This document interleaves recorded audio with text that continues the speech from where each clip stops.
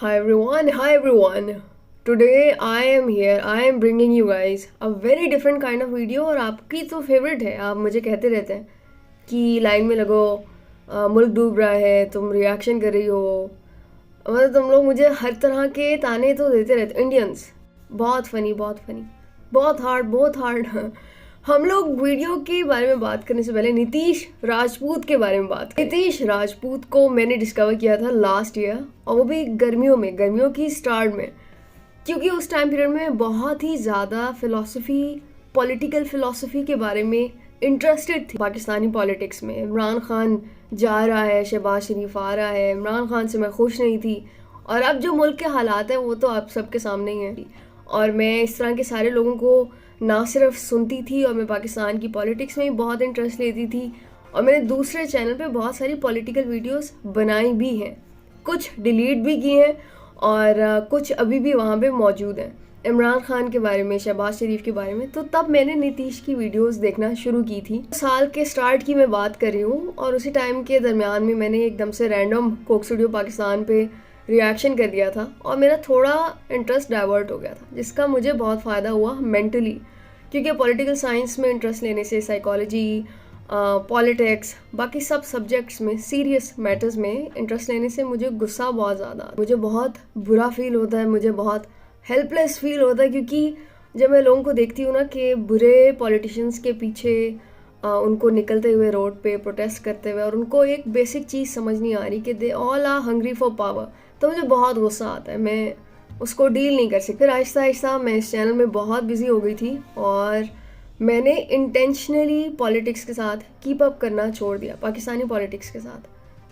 क्योंकि इतनी बुरी इकोनॉमिक कंडीशन हो गई थी. थोड़ा तो फोबिया भी है. मुझे ऐसे लगता है कि वी आर डन. हमारा हाल श्रीलंका वाला होने वाला है. हर चीज़ डबल प्राइस पे है, और they are still chasing power, they are still against each other. Politicians को मुल्क का कोई ख्याल नहीं है, और उनको अभी भी एक दूसरे के पीछे जाना है. उनकी बस ये कोशिश है कि किसी को नाअहल कर दिया जाए, किसी को लाइक दिस इज़ रियली अगली. तो मैंने इंटरेस्ट लेना छोड़ दिया था, और मुझे अभी पता भी नहीं है ये पाकिस्तान में क्या हो रहा है. Let's be honest. तो पिछले 3 महीने से मुझे पता भी नहीं है मुल्क में क्या हो रहा है. आज हम लोग थोड़ा उसके साथ कीप अप करने के लिए एक वीडियो देखने वाले हैं. वीडियो बनाने का सिर्फ ये मकसद नहीं है कि मैं कीप अप कर लूँ पॉलिटिक्स के साथ और मुझे पता लग जाए क्या हो रहा है मुल्क में, बल्कि आप लोगों को भी नीतीश मैंने गलत बोल दिया ना, नीतीश है, राजपूत का पता लग जाए. Let me see man, I have to ruin the video. Nitish ही है. मुझे बस ऐसा लगता है कि मैंने गलत नाम लिया है. Most of the time it's like that it is the case. तो सिर्फ मुझे कीप अप नहीं करना है, मुझे नहीं पता लगाना, बल्कि आपको भी नीतीश राजपूत का पता लग जाए, और बहुत सारी हिडन रियलिटीज़ होंगी जो वो एक्सपोज करेंगे. क्योंकि हमारी मीडिया इज़ कंट्रोल्ड, और इस बंदे को I find him very convincing, very can't say inspiring, but like बहुत ही अच्छे स्पीकर हैं, बहुत ही कन्विंसिंग है अगैन. तो मैं उनकी वीडियो आपके सामने देखने वाली हूँ. लेट्स सी कि इंडिया पाकिस्तान के बारे में क्या सोच रहे हैं, वो क्या जानते हैं. हम लोगों को कुछ बहुत अनयूजुअल सीक्रेट्स एक्सपोज होने वाले हैं, हमको पता लगने वाले हैं, और हमें कुछ चीज़ें ऐसी भी मिलेंगी जो कि they are wrong about us, probably, I hope so. और बाकी अगर मैं पाकिस्तान के हालात का बताऊँ तो गुर्बत है, मगर बाहर कोई भी बंदा आपको मरता हुआ नज़र नहीं आएगा कि रोडों पे जहर खा रहे हैं, लाइनों में लगे हुए हैं. ऐसा केस नहीं है. Without further delay, let's move to the reaction part. Let's watch the video. I'm excited. No, I'm not excited. For the first time, I'm not excited. I don't know. I don't want to know about that. But some things are important. So you have to do that. Let's see क्या है video में, क्या है हमारे लिए. Let's do it. और दुनिया में इतनी गरीब कंट्रीज हैं जिनका पाकिस्तान से भी बुरा हाल है, लेकिन उसके बाद भी ज्यादा पैसा जो है वो पाकिस्तान को क्यों मिलता है. और जो ट्रेनिंग सेंटर थे जहां मुजाहिदीन ट्रेन होते थे, वहां से अफगानिस्तान के साथ साथ कश्मीर में भी मुजाहिदीन भेजता था. ये वो टाइम था जब पाकिस्तान के दोनों हाथ घी और मुंह कढ़ाई में था. अब देखिए, आप ये भी कह सकते हो कि लोन तो वर्ल्ड बैंक भी देता है, तो IMF का नाम क्यों आ रहा है. आपने कभी सुना है कि कोई आर्मी कपड़े, साबुन, तेल ये सब बेचती हो. ये दुनिया की अकेली आर्मी है जो सीमेंट, कपड़े, मीट, इंश्योरेंस, रियल एस्टेट, ये सब बेचती है। जब जनरल साहब रिटायर हुए तो उनकी वाइफ की वेल्थ 220 करोड़ हो गई, और अगर पूरी बाजवा फैमिली की वेल्थ को देखा जाए तो 1270 करोड़ हो गई। ये लोग ऐसा कौन सा खजाना खोद रहे हैं? जनरल बाजवा ने इमरान खान को पीएम बनाया, इसके बदले में इमरान खान ने जनरल बाजवा का टेन्योर एक्सटेंड करवाया। कुछ तो रही होंगी मजबूरियां, यूं ही कोई बेवफा नहीं होता। देखिए, जो सिचुएशन पाकिस्तान इस पर्टिकुलर टाइम पे फेस कर रहा है, ऐसी सिचुएशन में पाकिस्तान इससे पहले कभी नहीं फंसा। शॉपिंग कॉम्प्लेक्स और मॉल्स को 8:30 बजे से पहले बंद करने के ऑर्डर आ गए हैं। इलेक्ट्रिसिटी सिस्टम कोलैप्स करने की स्टेज पे है। गेहूं की शॉर्टेज हुई है, और कई केसेस में तो ऐसा देखा गया है कि जो गेहूं से भरे ट्रक हैं उसके पीछे लोग बाइकों से पीछा कर रहे हैं। सिर्फ एक साल में पाकिस्तान की करेंसी 40% गिर के 267 पाकिस्तानी रुपीस तक पहुंच गई है। ब्लैकआउट इससे पहले भी होते थे पाकिस्तान में, 2015 में, 2021 में भी हुए थे, लेकिन इस लेवल के नहीं हुए थे। सिर्फ पावर कट से होने वाले लॉसेस की वजह से पाकिस्तान की जीडीपी 4% तक नीचे गिर गई है। पावर कट की वजह से पाकिस्तान का टेक्सटाइल, मैन्युफैक्चरिंग सेक्टर ये पूरी तरीके से नीचे आ गया है, और जो फॉरेक्स एक्सचेंज है वो $3 बिलियन से भी कम पे आ गया है, श्रीलंका के बराबर पहुंच गया। अब आपके कई क्वेश्चन होंगे कि ये सब अचानक से क्यों शुरू हो गया? बांग्लादेश पाकिस्तान से भी पीछे है, वो आगे कैसे निकल गया, लेकिन पाकिस्तान कैसे पीछे रह गया? पाकिस्तान की एक्चुअल में दिक्कत क्या है? जिसको सबसे ज्यादा एड मिलती है पूरे दुनिया भर से, वो सबसे ज्यादा पीछे क्यों रह गया? और दुनिया में इतनी गरीब कंट्रीज हैं जिनका पाकिस्तान से भी बुरा हाल है, लेकिन उसके बाद भी ज्यादा पैसा जो है वो पाकिस्तान को क्यों मिलता है? अब देखिए, इससे पहले कि मैं करंट सिचुएशन की बात करूं कि इस बार पाकिस्तान को पैसे मिलने में दिक्कत क्यों आ रही है, IMF क्यों पीछे हट रहा है, या फिर US, इमरान खान और आर्मी का क्या रोल है, इस पूरी सिचुएशन को समझने के लिए पहले आपको रूट कॉज समझना पड़ेगा। पाकिस्तान में हालात लगातार बिगड़ते जा रहे हैं। पाकिस्तान की इंपोर्ट कैपेसिटी रसातल में पहुंच गई। Pakistan has warned the country could face an economic collapse. Though Pakistan's not there yet, it's teetering on the edge. देखिए, जब इंडिया पाकिस्तान का पार्टीशन हुआ था तो पाकिस्तान को 1/3 मिलिट्री मिली थी और ओवरऑल रिसोर्सेज में से 17% मिला था। ये जो डिटेल्स मैं बता रहा हूँ, ये पाकिस्तान के एक ऑथर हैं हुसैन हक्कानी, इन्होंने भी ये चीज कंफर्म कर रखी है। जो मेजर इंडस्ट्रीज थी वो टोटल 921 थी, उसमें से सिर्फ 34 पाकिस्तान के हिस्से में आई थी। तो उस पर्टिकुलर टाइम पे जब पार्टीशन हुआ था तो जो इकोनॉमिक कंट्रोल था वो इंडिया के पास था। RBI उस टाइम पे पाकिस्तान का भी सेंट्रल बैंक था और इंडिया का भी, लेकिन कंट्रोल इंडिया के हाथ में था। इंडिया का जो टोटल कैश बैलेंस था वो 400 करोड़ था, और ये डिसाइड हुआ था कि इस 400 करोड़ में से 75 करोड़ पाकिस्तान को दिए जाएंगे। 75 करोड़ में से 20 करोड़ जो थे वो पाकिस्तान को 15 अगस्त 1947 को ही दे दिए गए थे, और बाकी का जो 55 करोड़ था उसको बाद में देने की बात की गई थी। उस समय पाकिस्तान के सामने जो सबसे बड़ी दिक्कत थी वो थी कि ये जो रिफ्यूजीज आए थे उनको सेटल करना, उसमें काफी पैसा चाहिए था। लेकिन उस टाइम पे कश्मीर को लेकर काफी इशू हो रहा था, तो नेहरू जी और पटेल जी ने यह माना कि जो 55 करोड़ है इसको रोक लेना चाहिए, वरना ये इस पैसे से हथियार खरीदेंगे और हमारे खिलाफ ही यूज करेंगे। हालांकि ये जो पैसा था ये आगे चल के महात्मा गांधी जी ने दिलवा दिया था, लेकिन उस पर्टिकुलर टाइम तक जब तक ये पैसा मिला था उससे पहले भी पाकिस्तान की जो इकोनॉमिक कंडीशन थी वो काफी खराब थी। इकोनॉमिक कंडीशन भले ही थोड़ी सी वीक थी, लेकिन मिलिट्री स्ट्रांग थी, क्योंकि इंडिया एग्री कर गया था 1/3 आर्मी स्प्लिट करने के लिए। इंडिया की जो पॉलिटिकल लीडरशिप थी वो ज्यादा स्ट्रांग थी पाकिस्तान के मुकाबले। इंडिया की तरफ से नेहरू जी, गांधी जी, सरदार पटेल जी, मल्टीपल स्ट्रांग लीडर थे। वहीं मुस्लिम लीग में सिर्फ जिन्ना के बाद कोई और स्ट्रांग लीडर आया ही नहीं। जिन्ना की डेथ के बाद ना तो जिन्ना के लेवल का कोई पावरफुल नेता आया और ना ही मिलिट्री ने आने दिया, क्योंकि जो टेम्परेरी कंट्रोल मिला था पाकिस्तान की आर्मी को वो काफी इंजॉय कर रही थी। पाकिस्तान आर्मी को इस टेम्परेरी कंट्रोल की ऐसी आदत लगी कि उसके बाद 29 PM बने। आज की डेट तक एक भी PM ऐसा नहीं है जिसने 5 साल अपने पूरे किए हो। किसी को मार दिया गया, किसी का तख्ता पलट कर दिया गया, इतने बड़े बड़े पॉलिटिशियंस को मारा गया। आज तक इनकी एक भी एजेंसी ये नहीं पता लगा पाई कि PM को मारा किसने है। इमरान खान जो थे इनको रैली में गोली मार दी गई, ये आज तक नहीं पकड़ पाए कि गोली चलाई किसने। बिना किसी बड़े हाथ के ऐसा पॉसिबल ही नहीं हो सकता कि किसी के बारे में पता ही नहीं चल रहा कि इनके PMs को मार कौन रहा है, इनके बड़े बड़े नेताओं को मार कौन रहा है। कुछ केसेस में तो लॉ को अमेंड किया गया ताकि जो पूरा कंट्रोल है वो पाकिस्तान की आर्मी के हाथ में आ जाए। इन कुछ चीजों की वजह से पाकिस्तान की जो आर्मी है उसका कंट्रोल पाकिस्तान के ऊपर शुरू से ही रहा है, और ये आगे चल के एक बहुत ही बड़ी प्रॉब्लम बनी है, वो भी आपको आगे समझ में आ जाएगा। देखिए, किसी भी कंट्री को ग्रो करने के लिए पैसा तो चाहिए ही होता है। पाकिस्तान के सामने भी यही दिक्कत थी कि उसको ग्रो तो करना ही था, लेकिन सीधे सीधे इकोनॉमिक डेवलपमेंट मुश्किल था, क्योंकि उसके लिए पॉलिटिकल स्टेबिलिटी और पेशेंस चाहिए होता है, प्रोडक्शन और एक्सपोर्ट करना होता है। तो पाकिस्तान की लीडरशिप ने इसके लिए नए नए जुगाड़ निकाले, और इसी एफर्ट्स में उसको दिखा यूनाइटेड स्टेट ऑफ अमेरिका और उसकी मिलिट्री नीड्स। पाकिस्तान को उस पर्टिकुलर टाइम पे रियलाइज हो गया था कि यूएस का साउथ एशिया में कोई दोस्त नहीं है और उसको सोवियत यूनियन को कंट्रोल करना है, और इसके लिए उसको पाकिस्तान की जरूरत पड़ सकती है। तो इसमें उसको एक मौका दिखा। पाकिस्तान ने अपने आप को यूएस का फ्रेंड दिखाया और इसके बदले में उसको मिली फॉरेन एड। लेकिन क्वेश्चन है कि ये फॉरेन एड दी क्यों गई? देखिए, आज की डेट में आप देखते होंगे कि इंडिया के अंदर बहुत सारे यूएस के कॉल सेंटर्स हैं। यूएस के एम्प्लॉयर्स वहां के एम्प्लॉयज को छोड़ के इंडिया से बंदे हायर करते हैं। ऐसा इसलिए क्योंकि एक यूएस सिटीजन की सैलरी काफी ज्यादा होती है, उसकी जितनी भी लायबिलिटी होती है वो यूएस के एम्प्लॉयर की होती है। इंश्योरेंस, पेंशन जैसे तरह तरह के बेनिफिट्स देने पड़ते हैं। कोई एक्सीडेंट भी हुआ तो सारी रिस्पॉन्सिबिलिटी उस यूएस के एम्प्लॉयर की बनती है। इंफ्रास्ट्रक्चर मेंटेन करना, ऑफिस वगैरह, ये काफी बड़ा खर्चा होता है इसमें। लेकिन इंडिया के अंदर सारे एम्प्लॉयज कम पैसे में मिल जाते हैं और किसी की भी लायबिलिटी यूएस के एम्प्लॉयर के ऊपर नहीं होती है। सेम कॉन्सेप्ट यूएस अपनी मिलिट्री में भी यूज करता है। देखिए, यूएस यूजुअली दो तरीके से वॉर लड़ता है। अगर उसे लगता है कि स्टेक्स बहुत ज्यादा हाई हैं तो वो वॉर में खुद कूद जाता है, जैसे उसने वियतनाम में किया या फिर इराक में किया। लेकिन जब उसको लगता है कि सीधा कूदने में फायदा नहीं है तो वो शैडो वॉर लड़ता है। इसमें वो दुश्मन के दुश्मन को दोस्त बना के काम करता है। मान लीजिए अपने इंटरेस्ट को पूरा करने के लिए यूएस अगर अपनी खुद की आर्मी भेजने लगेगा तो पहली चीज तो अपने सिटीजन को खतरे में डालेगा, और अगर उसको कुछ हो गया तो उसका पूरा खर्चा उसको देखना होगा। प्लस कंट्री के अंदर लोगों को आंसर करना पड़ेगा कि क्यों भेजा, वॉर की जरूरत क्या थी। अगर आप अपनी मिलिट्री डायरेक्ट किसी कंट्री के अगेंस्ट में भेजते हो तो वॉर लाइक सिचुएशन हो जाती है, कंट्रीज आमने सामने आ जाती हैं। इसलिए ट्रेडिशनल वॉर्स की जगह यूएस अलग अलग मिलिटेंसी ग्रुप को ट्रेन करता है, उनको आर्म्स देता है और उनकी फंडिंग करता है, जिससे कि वो अपना मकसद पूरा कर पाए। जैसे अफगानिस्तान के अंदर मुजाहिदीनों से उसने अपना काम करवाया। कई ऐसे मिलिटेंसी ग्रुप होते हैं, मुजाहिदीन होते हैं जो पैसे लेके भी लड़ाई करते हैं। अभी जो रशिया यूक्रेन वॉर चल रही है उसमें भी आप अगर सर्च करोगे तो रशिया ने सीरियन फाइटर्स को पैसा देके रिक्रूट किया है, जिन्हें मर्सिनरीज भी बोलते हैं। ये पैसा लेके यूक्रेन के खिलाफ लड़ रहे हैं और इस मॉडल में रिस्क एकदम कम होता है। आपको भारी भारी सैलरीज नहीं देनी होती है, आपको बस वेपन्स और ट्रेनिंग प्रोवाइड करानी होती है। और इस पूरे गेम में पाकिस्तान पूरे एरिया का एक ट्रेनिंग सेंटर बन गया है और इस ट्रेनिंग सेंटर को बनाया पाकिस्तान मिलिट्री ने। जब इंडिया और पाकिस्तान आजाद हुए थे तो उस पर्टिकुलर टाइम पे दो ही सुपर पावर थी, एक यूएसए और दूसरी सोवियत यूनियन, जो अभी रशिया कहते हैं जिन्हें। सोवियत यूनियन का साउथ एशिया में बहुत ही ज्यादा इन्फ्लुएंस था। इंडिया का झुकाव भी सोवियत यूनियन की तरफ ही था।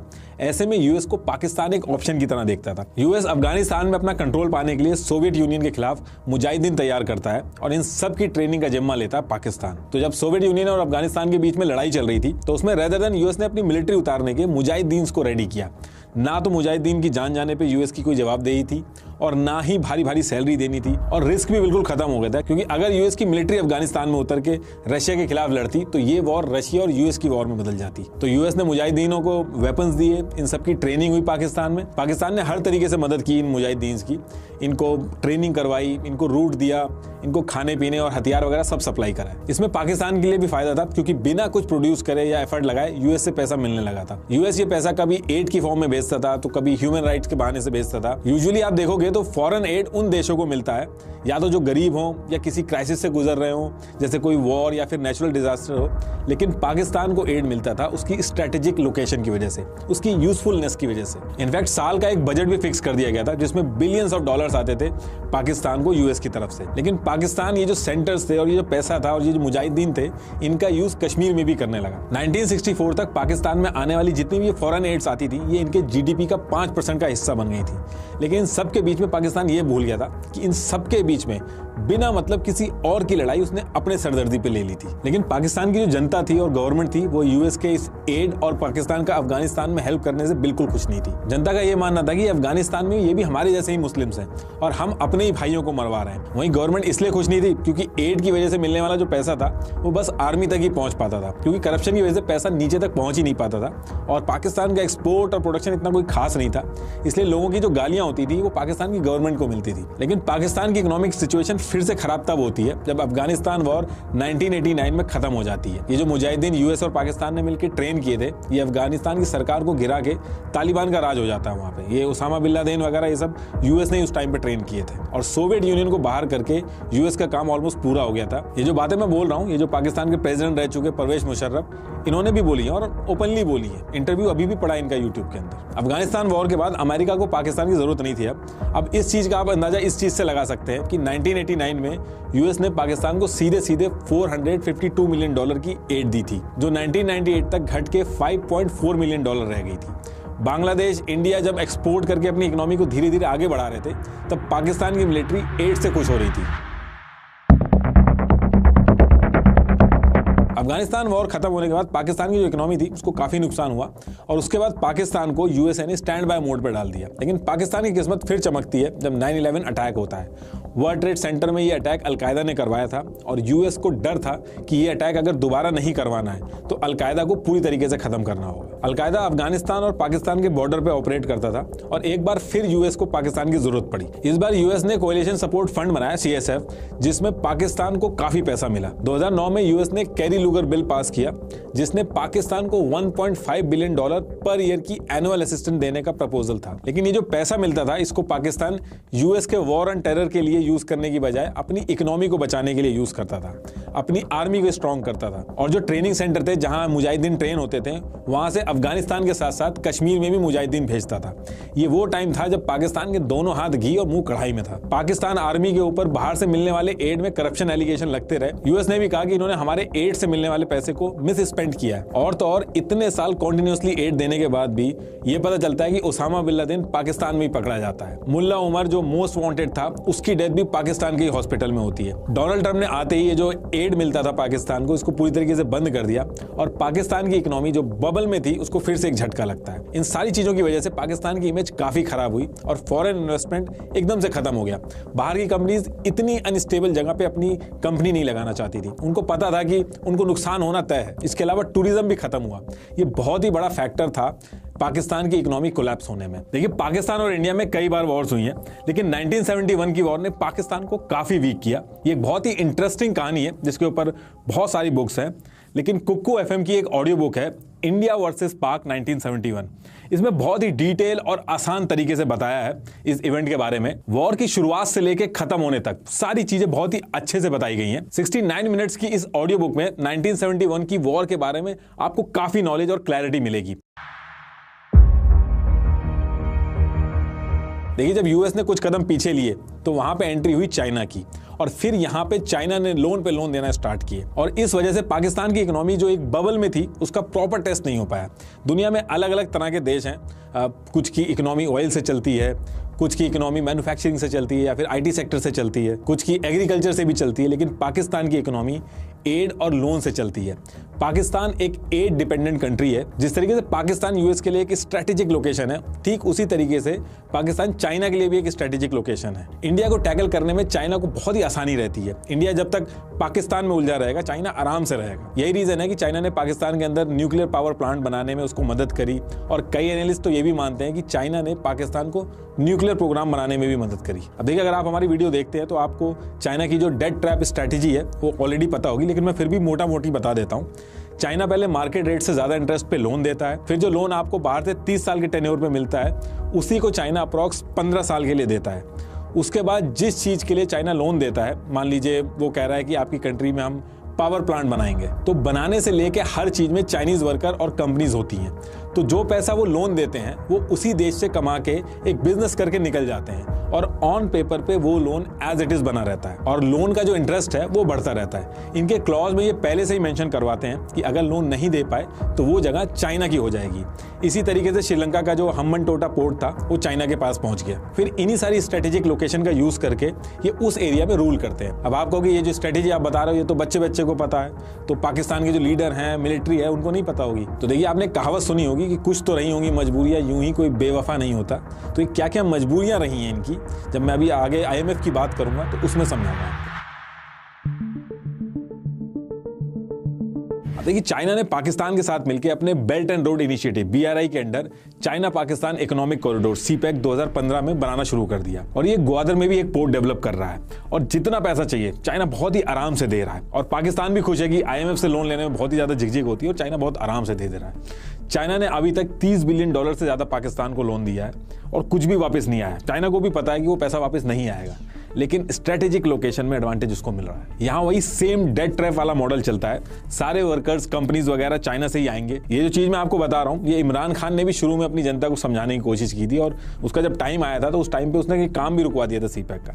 लेकिन इस सब के लिए अब काफी देर हो गई है। देखिए, CPEC से पाकिस्तान के अंदर खूब इंफ्रास्ट्रक्चर डेवलप हुआ। पैसा भी आया, इन सब चीजों से पाकिस्तान खुश होता है और सड़कें भी बन रही हैं, विकास भी हो रहा है, लेकिन एक्चुअल में ये एक डेट बेस्ड इकोनॉमी है जो सिर्फ एड्स और लोन के भरोसे चल रही है। IMF ने भी मल्टीपल टाइम समझाया पाकिस्तान को कि सीपेक से दूर रहना ही पाकिस्तान के लिए ठीक है। कोई नया नेता आके अगर ये सारी चीजें सही भी करने लगे तो वो हो नहीं सकता, क्योंकि ये बहुत ही पहले से चल रहा है और अब एड लेना इनकी मजबूरी बन गया है। जनता वरना पीएम को ही गाली देने लगेगी। इसको ऐसे समझ लीजिए किसी के पास मल्टीपल कार्ड है, वो बस इस क्रेडिट कार्ड की पेमेंट उस कार्ड से कर दे रहा है, कभी दूसरे कार्ड की पेमेंट किसी तीसरे कार्ड से कर दे रहा है। इससे EMI तो बचा ले रहा है वो, लेकिन एक्चुअल में उसकी प्रॉब्लम सॉल्व नहीं हो रही है। कर्जा उसके ऊपर उतना ही है, बल्कि इंटरेस्ट और बढ़ रहा है। सेम इसी कॉन्सेप्ट पे पाकिस्तान की इकोनॉमी भी चल रही है। कुछ प्रोड्यूस नहीं कर रहे हैं, एक्सपोर्ट नहीं कर रहे हैं, बस लोन लेते हैं और उस लोन को चुकाने के लिए एक और लोन लेते हैं। यही रीजन है कि आप देखोगे कि किसी और कंट्री के लिए बेगर वर्ड यूज नहीं होता है, पाकिस्तान के केस में यूज किया जाता है। इनके खुद के पीएम ने ऑन रिकॉर्ड बोला है कि beggars can't be choosers. Beggars can't be choosers. देखिए, पाकिस्तान का जो करंट क्राइसिस है उसने दशकों से जो फाइनेंशियल मिसमैनेजमेंट हो रहा है उसके ऊपर फोकस वापस से ला दिया है, और इस मैनेजमेंट का सबसे इंपॉर्टेंट प्लेयर है पाकिस्तान आर्मी। और ये मैं इसलिए नहीं कह रहा हूं क्योंकि मैं इंडियन हूं तो बुराई करूंगा ही। आप दुनिया के किसी भी न्यूज आउटलेट में पाकिस्तान के बारे में पढ़िएगा, आपको पाकिस्तान आर्मी का एग्जैक्टली रोल क्या है वो आपको पता चल जाएगा। पाकिस्तान अपने डिफेंस बजट में जरूरत से ज्यादा खर्च करती है। पिछले साल का पाकिस्तान का टोटल बजट 9,502 बिलियन रुपीस का था, जिसमें से 1,523 बिलियन रुपीस खाली डिफेंस पे गया है, यानी कि टोटल बजट का 15% से भी ज्यादा। लोन का इंटरेस्ट पेमेंट करने के बाद पाकिस्तान की इकोनॉमी का सबसे बड़ा हिस्सा जो है वो डिफेंस में जाता है। पाकिस्तान आर्मी ने 1947 के बाद आधे से ज्यादा टाइम पाकिस्तान को रूल किया है, और इनके पास सिक्योरिटी और फॉरेन पॉलिसी में बहुत ज्यादा पावर है। ये लोग उसको ही पीएम बनाते हैं जो इनके हिसाब से चलता है। इनके बिना पाकिस्तान में कोई भी इलेक्शन नहीं जीत सकता। इसलिए आपने एक वो कहावत जरूर सुनी होगी, बहुत ही फेमस है पाकिस्तान आर्मी के लिए, कि जंग कदे जीती नहीं और इलेक्शन कदे हारिया नहीं। ये देखिए, इतने सारे मेडल इन्होंने लगा रखे हैं, लेकिन उन्होंने आज तक एक भी जंग नहीं जीती है। पाकिस्तान की एक ऑथर है आयशा सिद्दीका, उनकी एक किताब है मिलिट्री INC। अगर मौका आपको लगेगा तो उसको पढ़िएगा जरूर। पाकिस्तान की आर्मी पूरे देश का पैसा कैसे घुमा रही है, इकोनॉमी को कैसे कंट्रोल कर रही है, बहुत ही बढ़िया तरीके से उसमें बताया। आपने कभी सुना है कि कोई आर्मी कपड़े, साबुन, तेल ये सब बेचती हो? ये दुनिया की अकेली आर्मी है जो सीमेंट, कपड़े, मीट, इंश्योरेंस, रियल एस्टेट ये सब बेचती है। इनकी आर्मी पाकिस्तान की रियल एस्टेट को कंट्रोल करती है, और हर जनरल को रिटायरमेंट के बाद प्लॉट पे प्लॉट मिलते हैं। पाकिस्तान आर्मी की नेटवर्थ 1 लाख करोड़ से भी ज्यादा की है। इनकी आर्मी के अगर टॉप 100 ऑफिसर्स की वेल्थ का अंदाजा लगाया जाए तो 35,000 करोड़ से भी ज्यादा की वेल्थ है। इनके बच्चे सब बाहर पढ़ते हैं, यूके में इनके घर हैं, जबकि एक आम पाकिस्तानी ये सब सपने में भी नहीं सोच सकता जो ये लोग करते हैं। पाकिस्तान आर्मी ने फाउंडेशन और ट्रस्ट का एक नेटवर्क बना रखा है जो पाकिस्तान के अंदर सारी चीजें ओन करते हैं, जैसे फौजी, शाहीन और बहरिया फाउंडेशन, जिनको आर्मी, एयरफोर्स और नेवी चलाते हैं। इनमें से फौजी फाउंडेशन सबसे बड़ी है। पाकिस्तान के अंदर ब्रेड तक भी मिलिट्री कंट्रोल बेकरी से बनती है। पाकिस्तान के बैंक को भी आर्मी ओन करती है, और हैवी इंडस्ट्री का 1/3 और टोटल प्राइवेट एसेट का 7% हिस्सा आर्मी ओन करती है। पहले कमाते हैं और फिर लॉ में अमेंडमेंट करा के अपना फायदा करवाते हैं। आर्मी वेलफेयर ट्रस्ट और फौजी फाउंडेशन को इनकम टैक्स से भी छूट मिलती है, और इस वजह से इनके सामने जो प्राइवेट कंपनीज है वो इनके सामने टिक नहीं पाती हैं। इनकी आर्मी के पास पावर और पैसा दोनों है। आप कभी नहीं देखोगे कि एक गरीब देश की आर्मी इतनी अमीर है। हर देश की एक आर्मी होती है, लेकिन यहाँ पे आर्मी का ही एक देश है। आप बोल सकते हो कि मैं गलत बता रहा हूँ, लेकिन आप खुद से भी एक बार चेक करिएगा कि पाकिस्तान आर्मी चीफ जो इससे पहले थे जावेद बाजवा, इनकी वाइफ की जो 2016 में वेल्थ थी वो 0 थी। जब जनरल साहब रिटायर हुए तो उनकी वाइफ की वेल्थ 220 करोड़ हो गई। उनकी वाइफ इतने टाइम में ऐसा कौन सा बिजनेस कर रही थी कि उनकी वेल्थ इतनी हो गई? और अगर पूरी बाजवा फैमिली की वेल्थ को देखा जाए तो 1270 करोड़ हो गई। ये लोग ऐसा कौन सा खजाना खोद रहे हैं जो इनकी वेल्थ इतनी ज्यादा हो गई है? सैलरी जोड़ दो आप, उसके हिसाब से इतनी वेल्थ नहीं बैठती है, लेकिन उसके बाद भी इतना पैसा आ कहां से रहा है? तो आप थोड़ा सा भी कॉमन सेंस लगाओगे तो आपको पता चल जाएगा कि कुछ तो गड़बड़ है इसमें। लेकिन ये सारी चीजें क्वेश्चन तब हो पाएंगी जब मीडिया ये सारे क्वेश्चन लेके आए। लेकिन मीडिया और सुप्रीम कोर्ट वगैरह हर जगह इनका कंट्रोल है। मल्टीपल ऑब्जर्वर्स का ये मानना है कि अगर पाकिस्तान की इकोनॉमी को ग्रो करना है तो इकोनॉमी में पाकिस्तान आर्मी का रोल जो है वो खत्म करना होगा।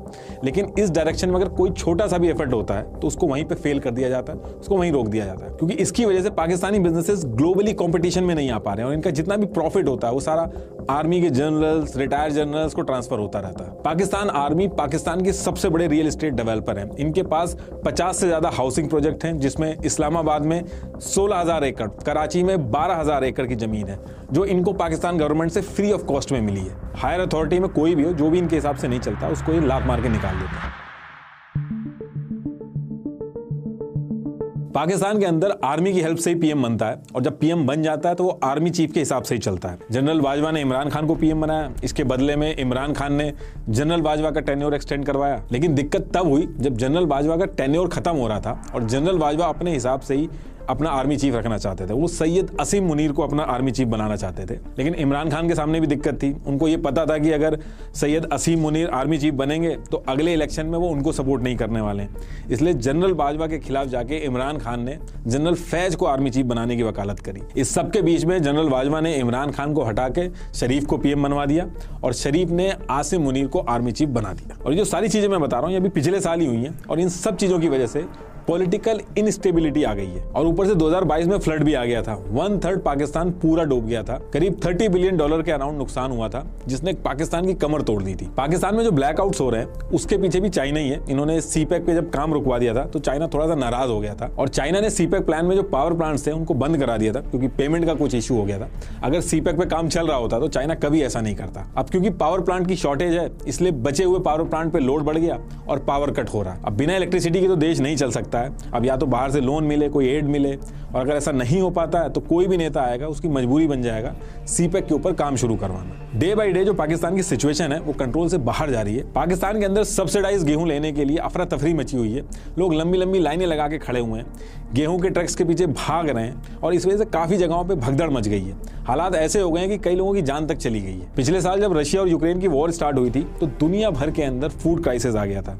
रशिया और यूक्रेन मिलकर दुनिया भर का 30% वीट सप्लाई कंट्रोल करते हैं। ये क्राइसिस इतना सीरियस था कि इंडिया को भी अपने यहाँ वीट एक्सपोर्ट पर बैन लगाना पड़ गया था। और अभी भी इंडिया के अंदर ये जो वीट के हाई प्राइसेस हैं ये गवर्नमेंट के लिए बहुत ही बड़ी सिरदर्दी बने हुए हैं। लेकिन इंडिया के पास वीट का बफर स्टॉक था जो पाकिस्तान के पास नहीं है, जिसकी वजह से वहां पे सोशल अनरेस्ट पैदा हो रहा है। और इनके जो फॉरेक्स रिजर्व है वो भी बहुत हालत खराब है उसकी। $3 बिलियन से भी कम पे पहुंच गए हैं, और पता नहीं कितने दिन तक ये टिकेंगे। ये बहुत ही कम अमाउंट है। देखिए, जब भी आप बाहर किसी कंट्री में जाते हैं तो इंडियन रुपीस को उस पर्टिकुलर कंट्री की करेंसी में चेंज करवाते हैं, क्योंकि आपको वहां की चीजें खरीदनी होती हैं। कोई भी कंट्री ऐसी नहीं है जो अपने देश में सारी चीजें प्रोड्यूस करती है।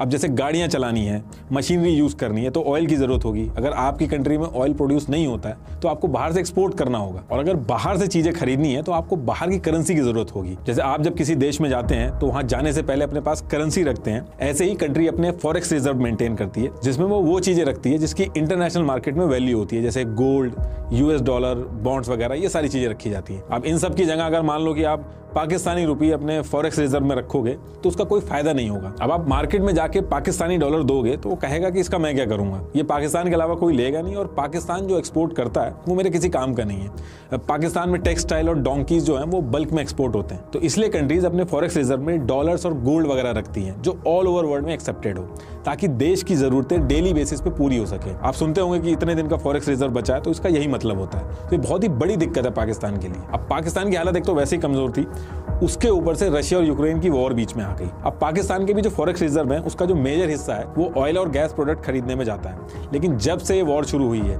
गैस और ऑयल के प्राइसेस बहुत ही ज्यादा बढ़ गए और पाकिस्तान के फॉरेन रिजर्व एकदम से खत्म हो गए।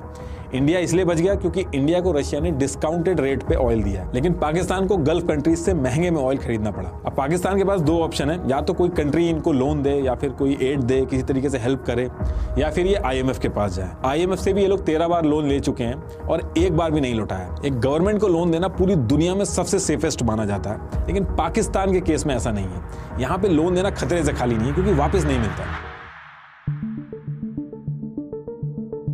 अब देखिए, आप ये भी कह सकते हो कि लोन तो वर्ल्ड बैंक भी देता है, तो IMF का नाम क्यों आ रहा है, ये वर्ल्ड बैंक से अलग कैसे है, और IMF को क्या पड़ी है किसी देश की जब बुरी हालत है तो उसमें लोन देने की। तो इसको एक एग्जांपल से समझाता हूँ। मान लीजिए हम 10 दोस्त हैं और हमने ये डिसाइड कर लिया कि हम अपनी अपनी सैलरी का 5% जमा करेंगे, और इस फंड को हम तब यूज करेंगे जब किसी के ऊपर दिक्कत आएगी, कोई फाइनेंशियल दिक्कत आ गई तो हम उसमें यूज करेंगे। इससे होगा ये कि हम 10 के 10 जो दोस्त हैं वो सेफ हो जाएंगे, और कोई मुसीबत आती है, कोई फाइनेंशियल क्राइसिस आती है तो हम सब लोग सेफ हो जाएंगे। इंश्योरेंस भी इसी तरीके से काम करता है। तो ऐसे ही IMF भी काम करता है। इसमें 190 कंट्रीज हैं, अपनी अपनी इकोनॉमी के हिसाब से पैसा कंट्रीब्यूट करती हैं, और जिस कंट्री के ऊपर दिक्कत आती है उसको हेल्प की जाती है। इंडिया टॉप 10 कंट्रीज में आता है IMF के अंदर पैसा देने में। वहीं जो वर्ल्ड बैंक का जो लोन है वो इससे काफी अलग है।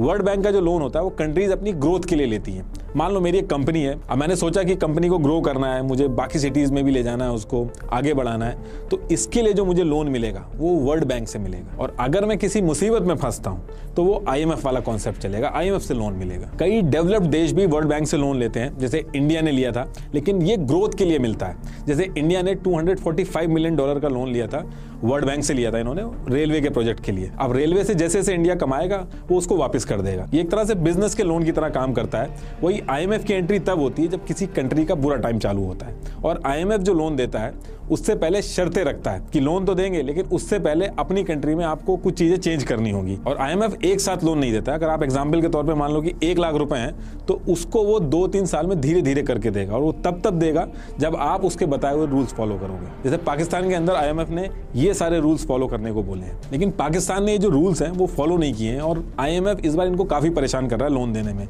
10 दिन IMF की टीम इस्लामाबाद में रह के चली गई, अभी तक लोन नहीं दिया है। वो कह रहे हैं कि पाकिस्तान रूल्स ही फॉलो नहीं कर रहा है, और इनके जो रूल्स हैं IMF के, पाकिस्तान के लिए उनको फॉलो करना बहुत ही ज़्यादा टफ हो गया। IMF के रूल के हिसाब से पाकिस्तान को गैस, इलेक्ट्रिसिटी, पेट्रोल, इन सब के जो प्राइस हैं उनको बढ़ाने चाहिए, लेकिन पाकिस्तान उल्टा कर रहा है, उनको सब्सिडीज दे रहा है। और पाकिस्तान की भी मजबूरी, अगर सब्सिडी नहीं देगा तो जो अभी महंगाई चल रही है उससे और ज़्यादा हो जाएगी। तो पाकिस्तान जो है वो दोनों तरफ से फंसा हुआ है। IMF ने जो आर्मी के जो ऑफिशियल्स हैं उनकी जो टैक्स रिपोर्ट है वो भी मांगी है, ताकि पता चल सके कि सारा पैसा जा कहाँ से रहा है। एक गरीब देश में आर्मी कैसे अमीर हो रही है, उस पर कोई इफेक्ट क्यों नहीं पड़ रहा है। इसके साथ साथ आर्मी का जो बजट है IMF उसमें भी कटौती करने को कह रहा है, और यही कुछ रीजन है कि पाकिस्तान की आर्मी IMF की बजाय बाकी कंट्रियों से लोन ले लेगी, उनसे एड ले लेगी, उनसे जाके पैसे मांग लेगी, लेकिन IMF को अवॉइड करती है। इस बार भी देखना आपको अचानक से सुनाई में आएगा कि इस कंट्री ने रिलीफ पैकेज दे दिया, क्योंकि जाके अंदर सीक्रेट डील कर लेते हैं।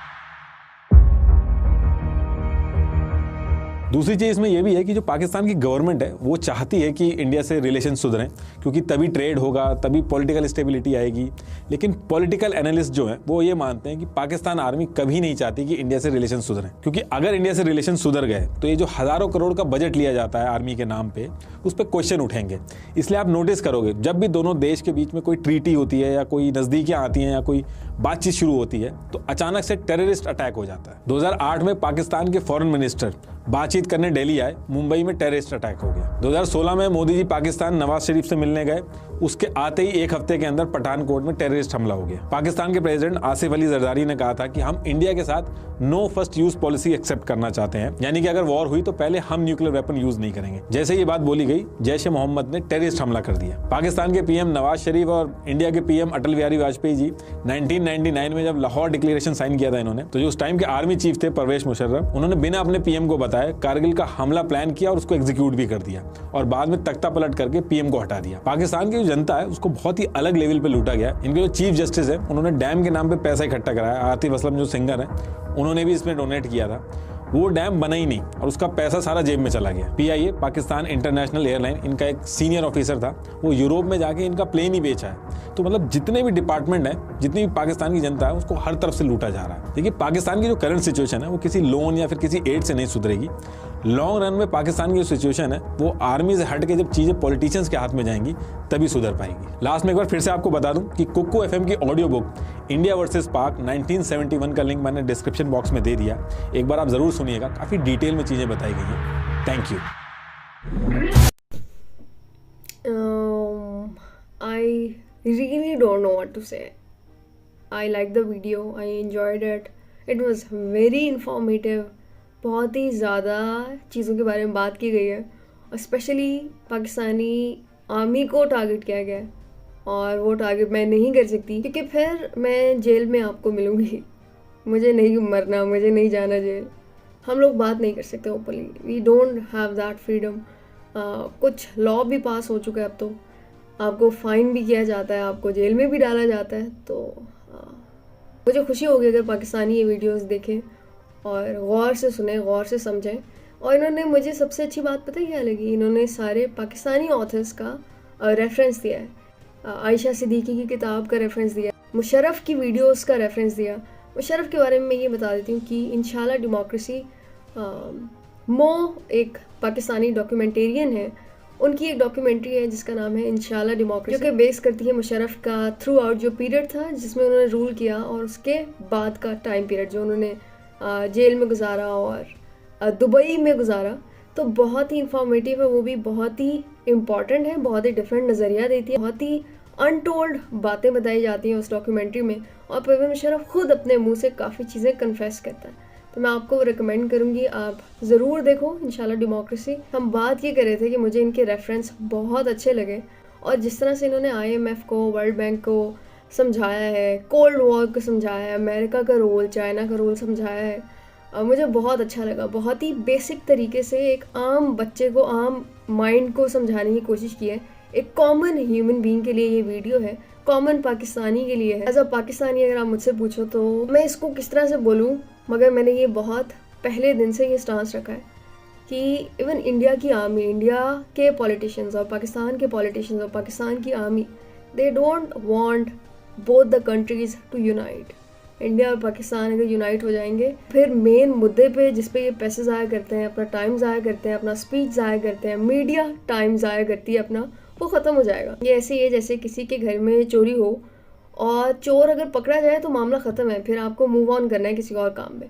मगर वो चोर ये पकड़ा जाना नहीं चाहते, ये नहीं चाहते कि इंडिया और पाकिस्तान आपस में दोस्ती करें, कोई चीज़ साइन करें, कुछ भी ताल्लुकात बेहतर हों। इसलिए आप लोग, जनरल पब्लिक जो ये वीडियो देखती है, don't hate Pakistani, don't hate any countries public, commoners, उनकी कोई गलती नहीं होती। ये सारे पॉलिटिशियंस का खेल होता है, और हमारे केस में आपको पता है किसका खेल है।